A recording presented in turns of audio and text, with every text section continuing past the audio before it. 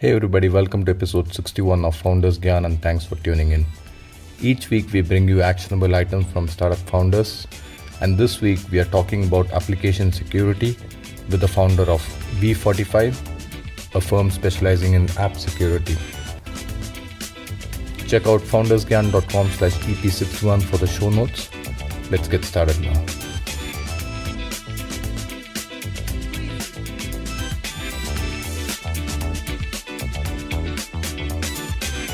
Abhay Bhargav, great to have you on the show. I'm super excited to be talking to you.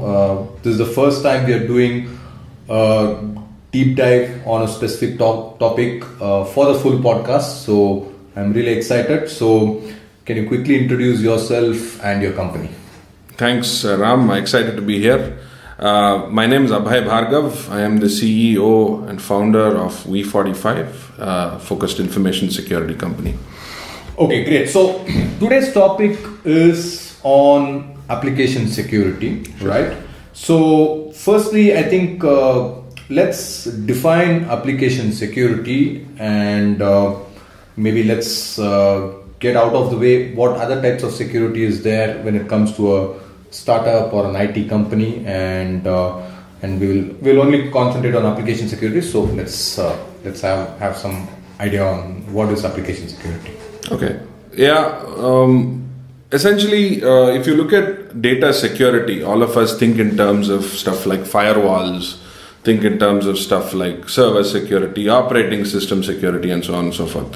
However, over the last more than 10 odd years, the shift has really taken place towards protecting applications. The reason being, applications today are kind of ruling the roost. Anything you do, whatever you build, everything is an application. Either it's a web application, a mobile application, an IoT application. It could be a lot of all these things. Now, applications, since they provide access to data at scale, you typically have an application that is connected to some kind of database, and that is what attackers are going for today. And there are newer and more myriad ways of attacking these applications to get at the data that they want. So for instance, I'm an e-commerce company. The attackers don't really bother about the firewalls anymore, don't really bother about the network security, operating system security anymore. They really go after apps. So I would go after your e-commerce app to get at your customer's data or get at your customer's credit card information or whatever, so on and so forth. So application security is really a practice or an area of focus that delves into how you can protect apps. So apps typically have migrated from your desktop apps that you would have previously to today's web apps, web services, mobile apps that automatically integrate with some kind of web services, and IoT as well, because today you have IoT frameworks which are a bunch of interconnected apps and sensors and so on and so forth, which are talking to each other or to a centralized application or application unit. So any of this I would consider an app, and this is what really application security is all about. How do you protect this stuff? How do you protect your data from and to these apps? Right. So I think it's very vulnerable these days. I mean, we have heard of reports of Dropbox being hacked. Recently, I think just a couple of days back, I think hackers were able to hack into Tesla car. So I think it's really kind of a bad scenario for all these various startups. But we don't hear much of this in India. So what's your reason for is Indian security so great, or is there something else at play here? That's a good question. It doesn't mean that Indian apps don't get breached. It's not at all the case. The thing is that in the West, especially in the US, there are very stringent and very focused laws towards breach notification. So for instance, I'm an Amazon and let us say I get hacked, or let us say 100,000 customers' data gets exposed. You have to notify the customers that are exposed. So for instance, Dropbox get hacked. Dropbox has to notify these customers who are potentially affected by the hack. Hence, they know, and then of course, through Twitter and other channels of communication, this information spreads. Now in India, by law, we don't have to do any of this. So for instance, let's say I get hacked or my company's data gets compromised. I do not have to they disclose this to anybody, I can just sort out the problem and try and see what happened and maybe take the financial loss, if any, but I don't really have to disclose this to any third party. Okay, so that brings me to a very interesting question. So startups are on a shoestring budget already, they are bootstrapped, and this application security may not even be at the top of their heads. And like you said, in India, the laws aren't that stringent and they can maybe get away with such acts. So why should they even be bothered about this in the first place? Yes, I mean that is a good point, and a lot of times we see startups that are not bothered about this. Let me tell you two or three different scenarios in which this plays out.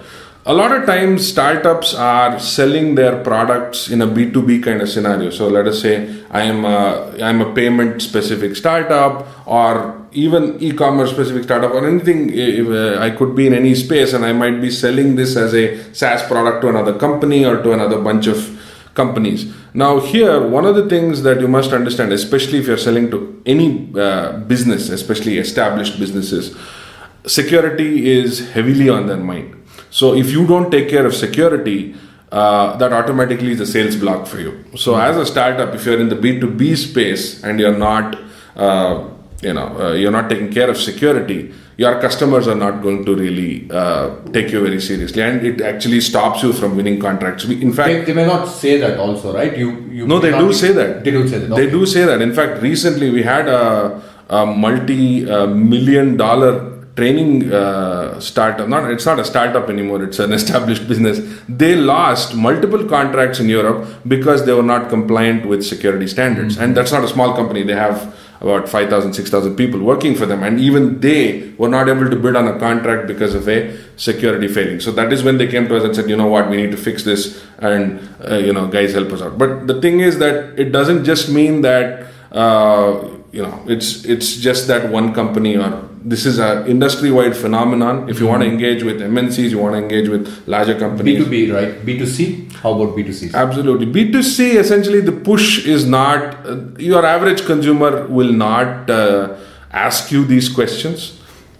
However, if you look at the law, if you look at the way the IT Act of 2000 in India works, if somebody is able to prove at any given point in time that you've been negligent with data, or you have been your data security practices are not up to par, and as a result it has resulted in a breach, then you still are liable, and somebody can file a suit against you. Of course, how easily this is proven, how easily this is evidenced is a different thing. But in such cases, especially in a B2C scenario, reputation becomes the biggest asset that you have to protect.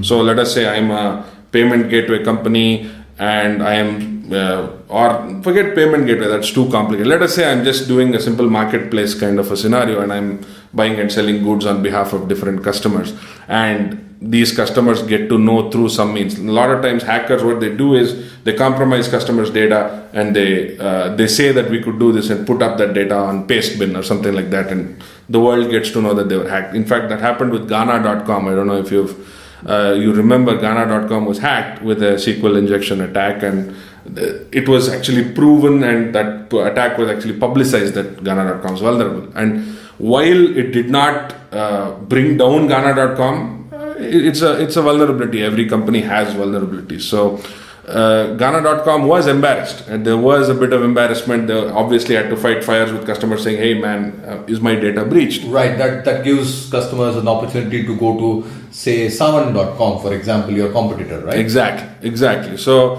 reputation becomes a big thing in B2C, especially if you're dealing with a lot of people or a lot of entities. Right. So let's talk about the various considerations of application security. Now, from what you're saying, is it customer data, credit cards? Is that what is the main concern, or is it even your own app and your own website and things that are there? Maybe you don't want people to clone your thing easily. So can you tell us high level what are the various considerations that every startup should look for in application security, maybe in order of importance? Sure. This again really depends on the nature of your business. So for instance, in any security scenario, there are three attributes that you have to keep in mind. One is confidentiality, one is integrity, and one is availability. Now, in certain scenarios, the kind of attribute that would get affected is very different. So for instance, let us say I am, for instance, let me give you an example of an insurance company that we worked with recently, and they're a pretty large insurance company world over. Now they came to us and said, you know what, please test our app and ensure that if there are any flaws, please let us know. One of the things they said was, look, we are concerned about our customers' data, but this app is not too much about customers' data. The biggest thing with this app is the formula which we calculate for any claim. If that formula is leaked, we have a serious problem. So obviously that is some kind of intellectual property of some sort. So it depends. A lot of times, let us say, it depends upon the app you're building. Some apps are payment driven. So in such cases, your customer's data is extremely critical. Some apps are integrity driven. So for instance, let's say I'm an e-commerce app and somebody is able to change the rate of my product while checking it out. Right. So in the checkout process, we've seen such apps also, by the way, where let us say you have a food ordering app, and many of them we work with as well, where we've been able to change the amount. We've ordered food worth 8,000 rupees and paid 8 rupees for it by tampering with data values. In such cases, you're not really touching customer data. It's not that customer data is at risk, but your own business is at risk because you are actually selling goods worth 8,000 and getting 8 rupees for it. But won't that come back in reconciliation? Can't you get from the customer? Can't you file a case? Yes, if your processes in the back end are good. However, the transaction has actually occurred, which means that the transaction... Now you have to go behind the customer, which is a waste of your time. Yeah, and is it worth the effort? And these things have a way of spreading. So let us say I get to know that XYZ is vulnerable to this. I can spread it to people saying, you know what, get your food delivered at this price or for free or whatever, or near free amounts. So this tends to have a network effect, just like all of us in the startup world like to think of network effects. Right. Attacks also have a network effect. In fact, it's way more pernicious than any other network effect you would have thought of. So things can get pretty bad depending upon what you're looking at. So to answer your question, it really depends. Right. Now, when you're looking at application security, you really need to look at what you want to protect. So what you want to protect could be customer data. What you want to protect could be your own data. What you want to protect could be any way to get to that data. So all of these things should be things that you need to be looking out for. So let's talk about some of these aspects and how we can protect. Maybe you could just give some example of each of these items. Sure. Protecting customers' data, what could some steps be taken? Protecting your IP, what are some steps that could be taken? And finally, the third point you were mentioning. Any other linked assets to this? Linked assets, how we can... Yeah, see, one of the things that we like to do when we typically work with customers where we have consulting type of engagements where we design their security for their app. So a lot of times this is a good question that is asked in the beginning of such engagements. So typically what happens is we need to do a process called threat modeling. Now a threat model essentially means that first you need to figure out what is important to you. So what could be important to you is your customer's data, could be customer's name, email, credit card information, any other customer related information, personally identifiable information. That could be something. Again, intellectual property may be something else. And of course, like I said, anything linked to that, anything that allows access to all of these things could be an area that you want to focus on. Now, when it comes to practices, many people think too much in terms of preventive. So we need to have passwords for everything. We need to have encryption for everything. A lot of times encryption is good, but the way people design it is very bad. Encryption is great. A lot of companies leverage encryption. For instance, protecting customer passwords. Most of the times people make a big mistake with this because they use very, very poor quality algorithms. They use something like an MD5. In fact, I'm sure I can say without difficulty that most of the startups listening to this will be using MD5 to hash their passwords. And that's a bad practice. MD5 is broken in 0.02 seconds. So things like that. So DES probably, right? Triple S or AES or something like that. Now, what you need to really look out for is designing your system correctly, understanding what your threats are, where your threats can come from, and how you need to address those threats in terms of technical implementation. The good thing is today you find solutions in abundance. So let's say it's not like before where you have to sit and really think about, okay, how am I going to hash this in a way that is going to be a strong hash. You have enough cases all over the web. You just study, you just read through some of these things. They'll give you best practices of how you do all of these things. Right. In fact, you can go into OWasp.org, which is the Open Web Application Security Project, and learn about, they have cheat sheets for how you can secure each of these things. How do you protect passwords? How do you protect session tokens? How do you manage API security, and so on and so forth? So you have a lot of these resources available. Right. And you also have case studies of previous applications that were breached. Right. Which is very interesting that you should be reading. Right. Any startup I would really think should be reading this stuff. For instance, Ashley Madison, one of the most publicized breaches of 2015. Right. A lot of things went wrong for them. Right. But one thing that didn't go too wrong for them was the way they protected their passwords. As a result, they did not have a password breach. Not an easy one, at least, because they used bcrypt to protect their passwords. Whereas, as opposed to an MD5, which was easily broken. So a lot of these things startups should be doing. They definitely should be taking leaf out of all of these places, especially if they are not able to. A lot of times you may not be able to hire a security consultant for you to be able to do this, but you should definitely look into all of these things.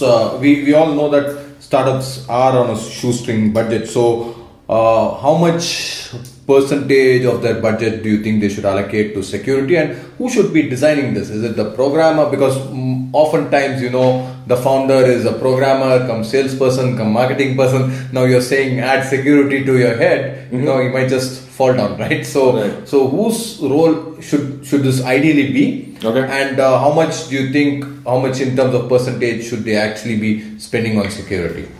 See, the spending bit is something that is extremely variable, because the good thing is today you have all of this. Let us say you want to implement security for your startup. The good thing is you can do it for free. Right. Because there are so many libraries and applications and hosting providers. You can pay money to the hosting providers. No, those will cost you money. But more than that, if you want to really secure your app, there are 1,000 open source ways of doing that for completely free. Right. However, the caveat there is, how do you figure out what to do? Correct.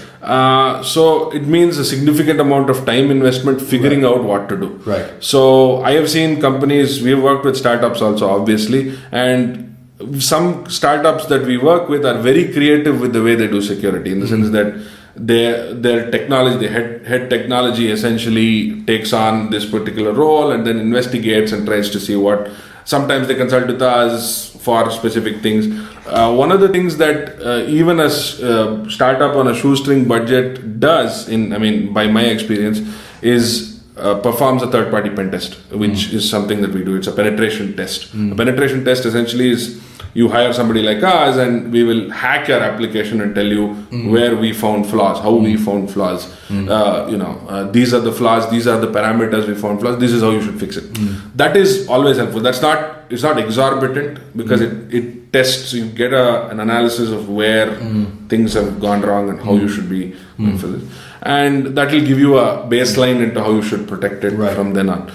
So the budget part of it is really about how creative you can get with technology. Correct. So I really recommend that this be taken seriously, simply because you don't have to throw a lot of money down this road. At least get a third party to pen test your site, right? That should be the bare minimum. Yeah, that is at least, I would say, the bare minimum, because then you would know where you're wrong. Right. First, the biggest thing in understanding a security problem is understanding where you are, where you stand currently. Right. Because many startups think that, okay, I put in an SSL certificate, I'm done.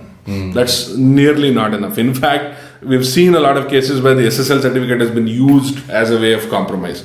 So it's not necessarily that one thing can protect you. And many people think that there is one technology or one silver bullet that will protect you against everything, which genuinely does not work. It is a combination. It's like an onion. You have to have multiple layers of security in order to get it right. Right. So, and who should ideally be the? It has to be the technology person. I mean, whoever is the person in charge for the technology, in charge of the core technology, should take it. Now, one of the problems here, I understand as I'm saying this, is that technology people obviously want to get things working. Right. May not be securely. Right. They just want to get the they want to get the product. They want to get the damn product to start working. Yes, right? Exactly. Now, one of the problems with that way of that mode of thought is that once you get, it's like building a house and not thinking about where you're going to put the door, what kind of locks you're going to put on the foundation, right? Or the foundation. The whole thing kind of goes kaput. The problem with thinking about security last is that you are going to actually have to overhaul your entire application on in many occasions to get security working correctly or to get security being effective. So security cannot be an afterthought. Right. So the technology person or the person in charge of technology, managing the technology, really needs to put security as part of the application's functionality. Right, from day one. From day one, or if not from day one, at least somewhere down the road where customers are coming in, when you start getting customers, when you start getting some bit of traction. Right. There needs to be some kind of thought. There needs to be a focused approach to security. Right. If you like this show, do follow us on Facebook and Twitter. The link is www.facebook.com/FoundersGyan and twitter.com/FoundersGyan. Both these provide you daily tips and articles as well as resources to help and inspire your startup. There are multiple tips per day. Some examples of these tips would be articles on the latest startups, growth hacking tips, how do you build team for startups, how to get funding, etc. So don't forget facebook.com/FoundersGyan and twitter.com/FoundersGyan. Okay, so since we're talking about startups and all these things, I just want to share my story also. So FoundersGyan has been hacked a few times. Okay, so obviously I'm not going to go into the details of how it was hacked or what I did to stop the hacking. Now, I don't have customer data.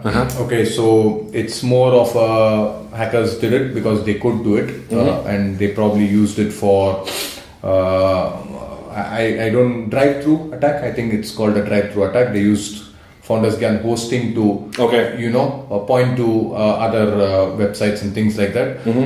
So it's a major constraint on resources and stuff like that. So one of the things that I did while I was researching this and trying to plug in some gaps was that I found out that at least this is my understanding, you please correct me if I'm wrong, I kind of found out that the more locks and checks you put in place, the more you're likely to not be attacked. Because think of it this way, I think of it this way, if you have a house with just a lock, it's easy for a thief to break in. But if you have a fence, you have some security cameras, you have some guards, if you still have a lot of gold, still determined people can hack in, but then you no longer you are safe, at least from the petty thieves who really have to spend in a lot of effort to get in. So is that a decent approach? Because a lot of startups again are kind of struggling with their time and money and effort.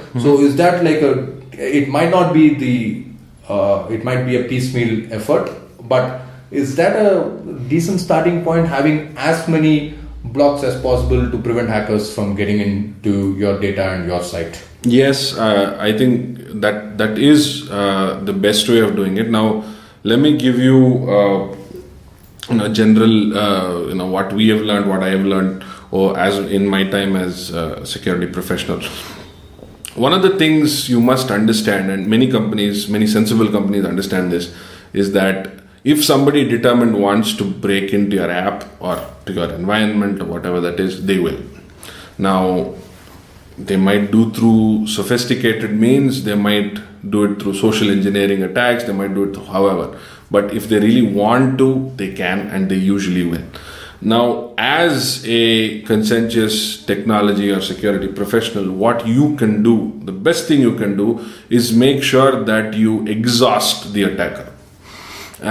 When I say exhaust the attacker, make sure that the attacker is so fed up of trying to hack your application or your environment that he or she considers it a waste of his or her time to go after your application and go after something else. Right. Now, this is essentially done with a concept called defense in depth. Now, defense in depth is a military term. What it essentially means is you have multiple layers of controls. Now, when we talk about multiple layers of controls, it means that one control makes up for another control, makes up for another control, makes up for another control. And the other problem that we have in our heads is that as humans, we think in terms of preventing things. Now, prevention is good. It's great. Prevention is better than cure. We have all heard this phrase, and our mothers have oft repeated it to us ever since we were kids. Now, the problem with that is that we tend to focus so much on prevention that we forget about detection and correction. Let me give you an idea of what I'm talking about. So, a lot of times people have invested a lot of energy and time and money preventing things like passwords, encryption, etc., etc. Now, let us say there's a ransomware attack and your server is compromised because your server administrator has just downloaded an app, and this particular app or library has just, it's a vulnerable thing or it's exploited, and suddenly your server is now in the control of somebody else, and that person says, pay me to get access to your data. Now, in such cases, you have paid attention to preventing things, but somehow it has not prevented you from being hacked. So you need to pay attention to different types of controls, maybe corrective controls. What is your backup strategy? Do you have backups in different places? A lot of times people don't really think about this, especially startups. They don't really pay too much attention to a backup strategy. Do you have consistent backups? Are your backups being done? Especially on the apps. That's something that they don't really think about. People also don't think about detective controls. Now, when your environment is being hacked, can you detect a breach in progress? Now, if you can, a lot of times you can actually prevent worse things from happening. Right. But most of the time people don't really think about that. They consider logs and audit trails. Okay, this is too much work, too much data. Right. Let's focus on getting things up and running first, is the problem. So, when you are thinking about security, I advise that you do not purely think in terms of preventive. Preventive is good, it helps you a lot, but you have to have a healthy mix of preventive, detective, and corrective controls in your environment. Right, okay. And again, I think these are resources that we can get on the web, but detective and corrective, what's the best strategies for detective and corrective? So preventive is obviously having all these like access control, two-factor auth, passwords. I mean, all of that stuff is preventive. Detective essentially is in terms of monitoring, essentially monitoring your apps, monitoring your environment. Okay, are you seeing a huge amount of traffic at this given point in time? Do you have... so don't just be happy when you see a huge amount of traffic. Right? Yeah, it's possible that you might be undergoing a denial of service attack. Or if you have a weird set of queries being passed to your database that don't look like normal queries, can you detect that? Can you monitor your database for any kind of anomalous activity? Don't just think the customer is stupid and doing some random Exactly. Because probably that's a SQL injection attack in progress. Or if somebody is bombarding your system with false usernames and passwords, it's somebody trying to guess genuine usernames and passwords. These are basic things that you need to be looking at. And all of these monitoring technologies are available for free. You don't really have to spend a copper pie. You just have to spend some time configuring them and putting them in place, or having some kind of a DevOps practice where you put them in place and make sure that it is running. So I really like this multiple strategies because I kind of got reminded of a cartoon, not a cartoon, a picture that says that somebody spent a lot of time and energy and money in devising like the perfect password encryption, and all it does for a hacker is to catch that person, use a spanner worth 100 rupees and keep hitting him on the head till he tells the password. Right. So that's a very nice cartoon that I saw somewhere, and kind of got me reminded when you were talking about all these various prevention, detection. Don't put all your eggs in one basket, right? You might have the greatest password encryption scenario in history. You might have created your own thing, but it may not be sufficient. You Right. still need to focus on these other aspects. Now, what are the biggest pitfalls and tips that you have seen in your own experience? With application security? Yeah, I mean, there have been quite a few. One of the biggest pitfalls that I've seen that companies, I'm not just talking startups, I'm talking companies at any level, awareness. One of the things you must understand is that application developers today are not trained to make their product secure. So if you recruit someone fresh out of college or you recruit somebody from the industry who has a lot of experience, chances are that that person is still not truly aware of application security practices. They can get the code up and running. Yeah, they might be great at their jobs. They might be amazing at spinning up some real great tech and standing up a stack that is, it is good and the stack works really well. But if you're talking about security, they may not, or they may have very, very basic knowledge of security. So security awareness and training becomes very, very critical. We've seen this because we do awareness training workshops for a lot of companies, and we see that even some of the most technically gifted analysts or programmers or architects are aware of how to architect or how to develop an application, but they're not aware of what can happen or what are the potential downsides to this engineering decision they make. That is one big thing, awareness. So can that be solved through training? Can any normal programmer or developer be trained? Yes. And they kind of start getting this awareness? Yes, absolutely. In fact, there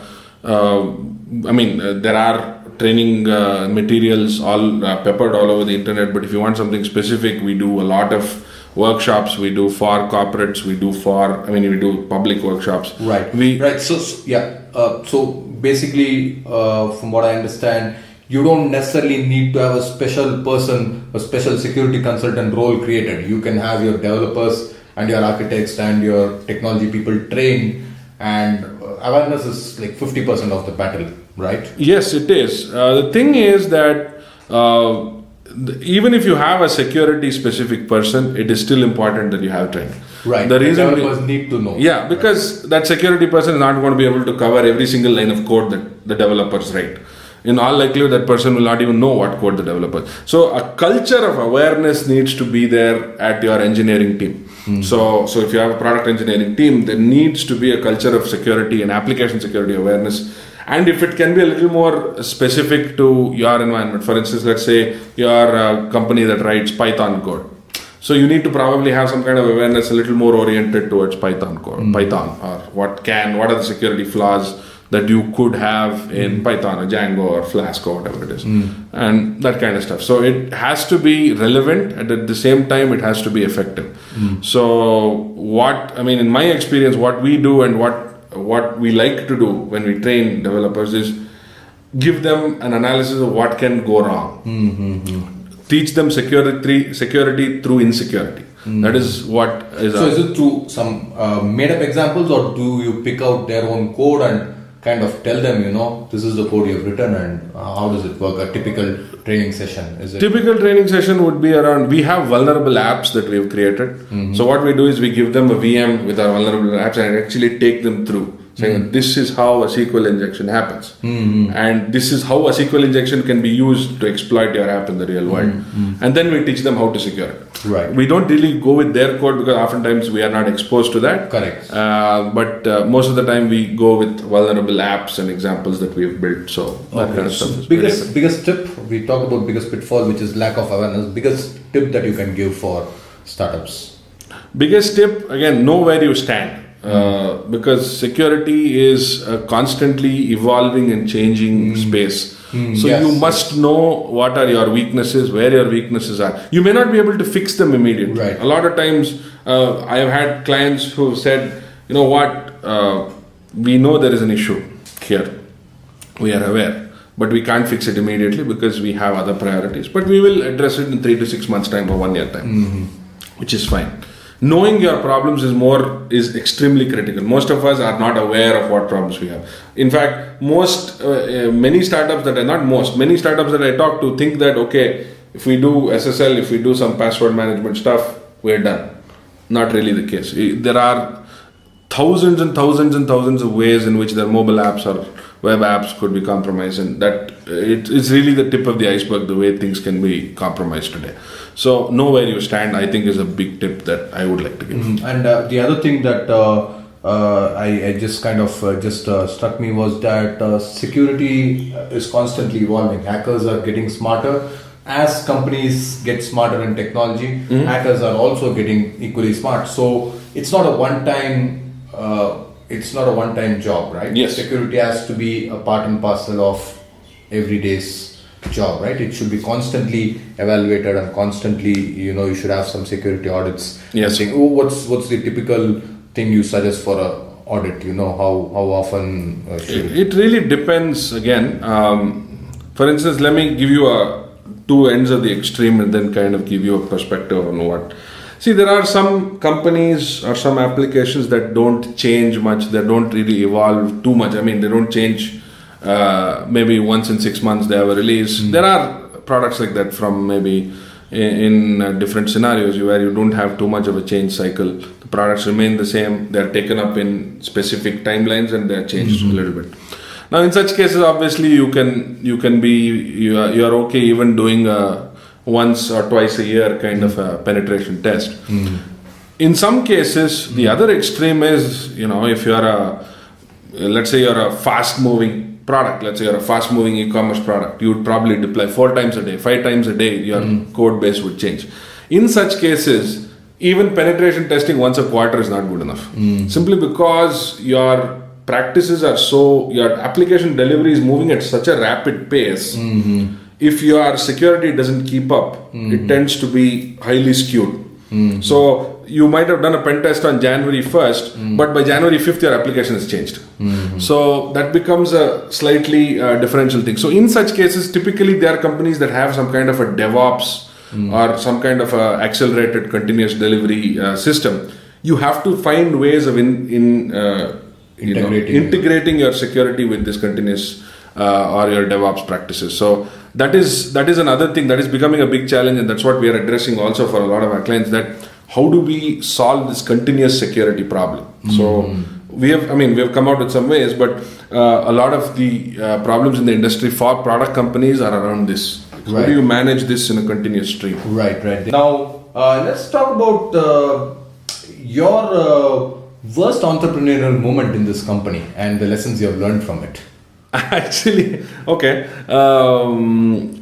I don't think I've had a worst moment per se. The only time I would say was the worst moment was in the first year when we made a bunch of mistakes. We hired a PR firm, we didn't need it. We in fact had to get our strategy correct and then focus.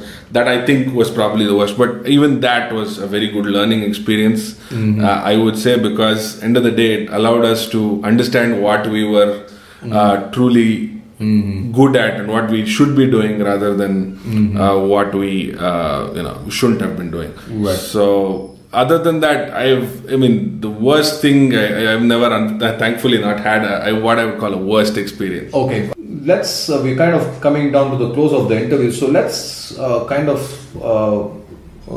about some action items that startups can take. Okay. What would you say are a few action items that every startup should take as a takeaway from this whole conversation? What do you think they should be doing? Sure. So, just to give you an insight into what we do, we are really focused in application security. We are an application security focused company, and we pretty much have dealt with all kinds of apps. So we largely do a lot of penetration testing. Training on application security is another big area that we are in. Product security consulting is again around what we do. We also, one of the other things that we are doing now for a lot of companies, big and small, is integrating security into DevOps, which is becoming a very, very big requirement for medium, large, small companies that have a DevOps practice and have rapid release cycles. So these are areas that we work. As a startup, what I think should be a first priority action items on security is if you have not been initiated in any aspect of security, you will need to do a pen test or you need to do a security test. Simply because you need to know where you stand. That comes back to my tip that I gave previously. You need to know where you stand. And to know where you stand, you need to do a pen test. And when you're doing a pen test, you must understand your risks. Just don't do a pen test. That a lot of times people do pen tests where they just run a bunch of scripts and they tell you, okay, this is what you found and this is what you not found. But that doesn't make any sense. A pen test is supposed to uncover true risks in your application. And that is something that you should be really looking for. So do not compromise on the quality of the pen test. Get a pen test done first and then try and figure out your strategy if you want to go. If you already have a strategy, then of course there are other things you can do as well. You can have training, you can have a continuous kind of security practices. There are multiple types of security that you should be looking at. If you have a mobile app, the security kind of goes a little differently on that track. So if you don't have a security strategy of yet, you definitely need to be looking at security testing as the first step to taking that. Okay. And what about your own services? How expensive or how cheap are your services so that our startups, they have an idea, is it like customized? Do you have some standard plans in place? How does it work? It typically is customized because every app is different. Right. We have worked with startups in the past. We have companies that are just 2-3 member teams that have worked with us. We have had companies that are 30,000 member teams that have worked with us. We've had a wide and very, very diverse range of experience when it comes to companies. We have worked with pretty much any industry vertical that you can think of, be it hospitality, be it banking, being payments, being marketplace, medical intelligence. We've also started doing a lot of IoT specific work. So really, from that perspective, we are quite open to working with any company. So they can obviously contact your, they can reach out through your website, that is WE45.com. Right? That's right, WE45.com. WE45.com, and they can, there's no harm in getting a quotation. Absolutely. Right. We not just that, just to give you an understanding, we do have a lot of resources on LinkedIn. For instance, I write a lot of articles on LinkedIn and on other places as well that they can read and get some baseline knowledge.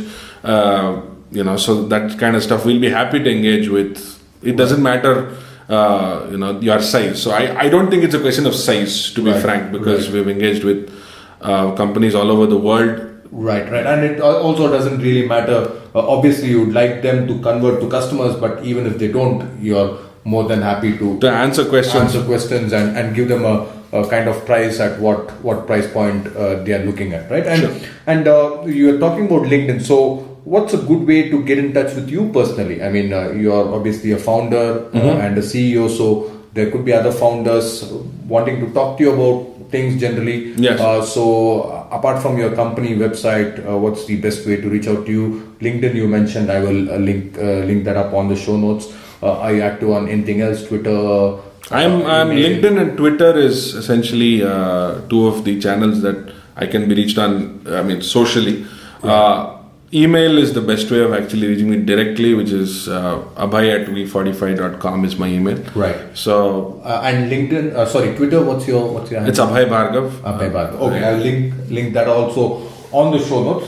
Now, before we go to the final question, I also have one more question around some books and resources that are useful for startups and companies with regards to security. I know you said there are tons of resources that we can search on the internet, but is there any standout books that you would recommend or standout websites and resources that you would recommend for application security or generally in terms of security?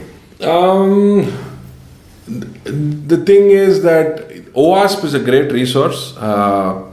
Open Web Application Security Project. They are at OWasp.org. That's actually the best, I would say, resource to continuously keep updating yourself, because it is a think tank of security experts who are part of that So I'm also part of that, and I'm also part of that body. So it's a big source of pride for me that body is growing, and we have chapters all over the world, and it's doing really well. So OWasp is a big one that you should be keeping in touch with. You have a bunch of conferences happening around OWasp in different cities in India, different parts of the world. If you're Java specific, then I have written a book on Java as well, that I have taken some of the stuff that I found missing from other books and included that. Name of the book? It's called Secure Java for Web Application Development. Right. And it's available on Amazon. It's available on most bookstores.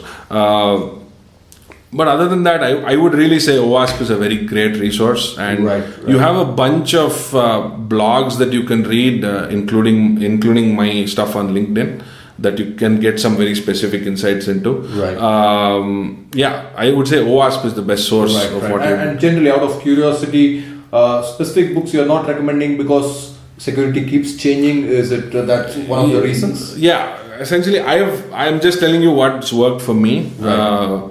For me, I wouldn't.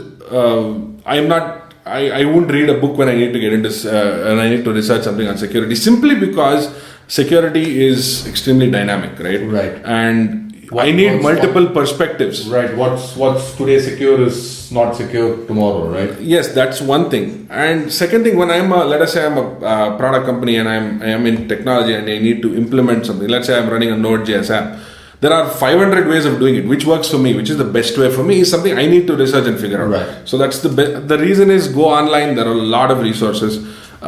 It's just a question of creative Googling, is what I would say works for me. Okay, excellent. So I just have one final question, but before that, I'm really happy and thankful to you for coming on air and sharing a lot of great tips and resources, and you talked a lot about security. I've learned a lot. I'm sure our listeners will also learn a lot with this. So again, thank you so much for making the interview very smooth. Like I said, this is the first time we are doing a deep dive into a specific topic, and I think your knowledge has contributed a lot to making this smooth. So if there is, like I told you at the start, I'm very wary of my software for recording, and let's assume that the software has crashed and none of this has gotten recorded. Okay, it's not. I'll show you also. It's still recording. But if yes, and we have time to do only one Gyan with regards to security, that you could give our startups, what would that be? Would that be something different from Be Aware? I think already you touched on it a few times, Be Aware, but would that be your one Gyan, or would it be something different? I would say that functionality is important, but but rejecting security at the cost of functionality can be fatal. And functionality and security go hand in hand, I would say. So if you are a product company, if you are doing anything with applications, you must think of this as an integrated and married set of attributes. Do not consider them separate and do not treat them with different light, simply because today it may not affect you, but maybe a year down the line, 2 years down the line, when you're actually looking to scale, it might affect you. When you're looking to sell to a customer, it could affect you. Right. You put in the hard work and effort, and you're just getting traction, and a security breach brings you down. Yeah. It sets you back so much. I think exactly. I think that's something to be avoided. So thank you so much. With that, we'll conclude the interview. It was great chatting with you, and I wish you continued luck in your venture. Thank you. Thanks for having me. That's it for today, folks. I hope you found the show both useful and interesting. A review or comment on the show notes page at foundersgyan.com/EP61 or iTunes will help us a lot. Don't forget to take action on your own startup. Catch you next week and have a great week till then.